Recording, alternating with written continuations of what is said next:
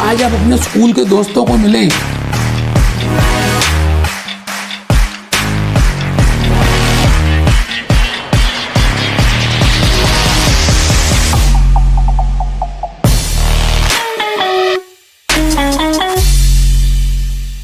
Weather ACCA is tough और easy, क्या ACCA difficult है या आसान है? मैं आज एक बात आपको बता दूं कि इस दुनिया में ना तो कुछ मुश्किल है ना कुछ आसान है। जब आपको चलना नहीं आता था तो क्या आपके लिए चलना मुश्किल था? बिल्कुल था। आज चलना आपके लिए आसान है। आपको साइकिल नहीं चलानी आती थी, स्विमिंग नहीं करनी आती थी, कार ड्राइविंग नहीं आती थी, आज आती है। पहले मुश्किल लगती थी, अब इजी है। आपने कभी ध्यान से सोचा कि आपकी लगातार कंसिस्टेंसी, आपकी प्रैक्टिस, आपका रुझान, आपका पागलपन उस चीज को पाने के लिए गिरे थे, एक्सीडेंट हुआ था, स्विमिंग में गए तो पानी गया था मुंह में, लेकिन आप लगातार लगातार लगातार लगातार प्रैक्टिस करते रहे और आज एक ऐसे मुकाम पे पहुंच गए कि आप स्विमिंग आपके लिए बाएं हाथ का खेल हो गया। और आप आज इतनी सारी बातें समझ के मेरे से पूछते हैं जी ACCA डिफिकल्ट है, ACCA टफ है, तो मैं कहूंगा हाँ टफ है कुछ बच्चों के लिए और कुछ बच्चों के लिए टफ नहीं है। अब सवाल यह है कि टफ कैसे बन जाएगी?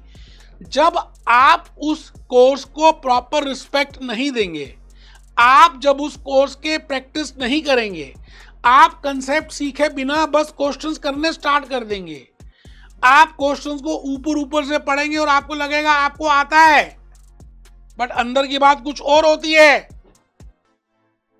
तो आज मैं आपको वो कुछ रीजंस, कुछ कारण बताने वाला हूं जिसकी वजह से आपको ये पता चल जाएगा कि ACCA कुछ बच्चों के लिए डिफिकल्ट क्यों है, टफ क्यों है और कुछ बच्चों के लिए इजी क्यों है। आइए हम उन सब बातों के साथ बढ़ेंगे।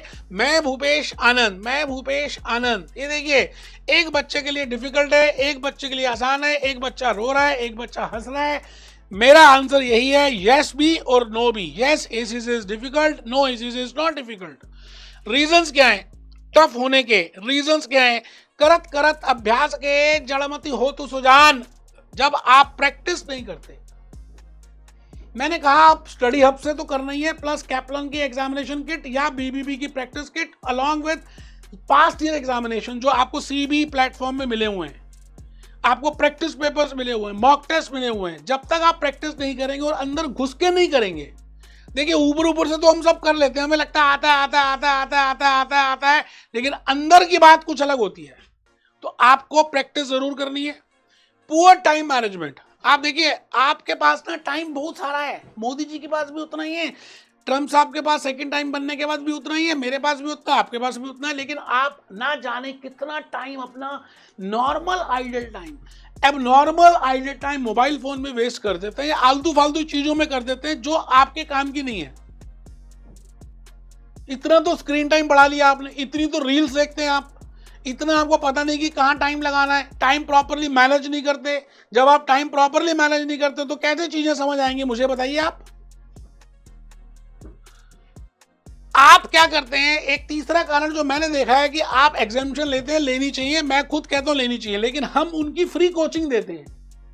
आपको लगता है एग्जामिनेशन मिल गई, पढ़ना ही नहीं है, बेटे आगे जाके प्रॉब्लम आएगी, क्योंकि बिजनेस टेक्नोलॉजी का रिलेशनशिप स्ट्रेटेजिक बिजनेस लीडर के साथ है, F2 मैनेजमेंट अकाउंटिंग का रिलेशनशिप F5 परफॉर्मेंस मैनेजमेंट के साथ और उसके बाद एडवांस परफॉर्मेंस मैनेजमेंट के साथ है, F3 फाइनेंशियल अकाउंटिंग का रिलेशनशिप FR के साथ और SBR के साथ है। एग्जामिनेशन लीजिए, लेकिन उन पेपर्स को पढ़िए, उनके कंसेप्ट क्लियर कीजिए, पेपर ही तो नहीं दे रहे। तो तीसरा रीजन ये भी है कि बच्चे एग्जामिनेशन दे रहे हैं और उसका वो नॉलेज ग्रैब नहीं कर रहे जो होनी चाहिए। फोर्थ पॉइंट मैं ये समझता हूं, फोर्थ बात ये है कि लैक ऑफ कंसेप्चुअल क्लैरिटी। मैं अपने लेक्चर्स में और मेरे अपने टीम मेंबर्स जो हैं, जो फैकल्टी मेंबर्स हैं, बेटे हम पूरा ध्यान देते हैं कि हम आपको बेस्ट से बेस्ट कंसेप्ट दें।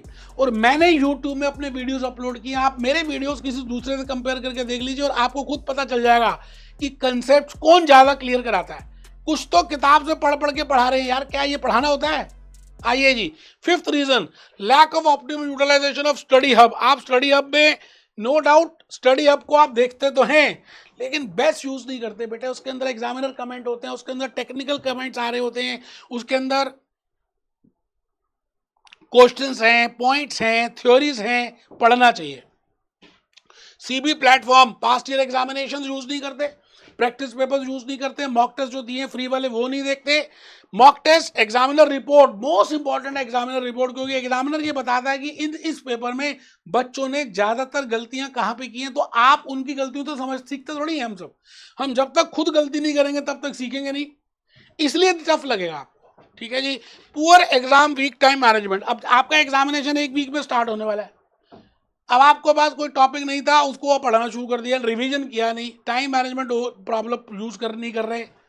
लास्ट है सेक्शन सी। सेक्शन सी एक सबसे इंपॉर्टेंट पॉइंट आ चुका है जी, जहां पे बच्चे अटक रहे हैं, क्योंकि section C, section A MCQs है, section B case studies MCQs है, सेक्शन सी सब्जेक्टिव टाइप। आपको सब्जेक्टिव टाइप में आपको एक प्रॉब्लम दी जाएगी और उसको लिखना होता है स्प्रेडशीट में और एक्सेल में।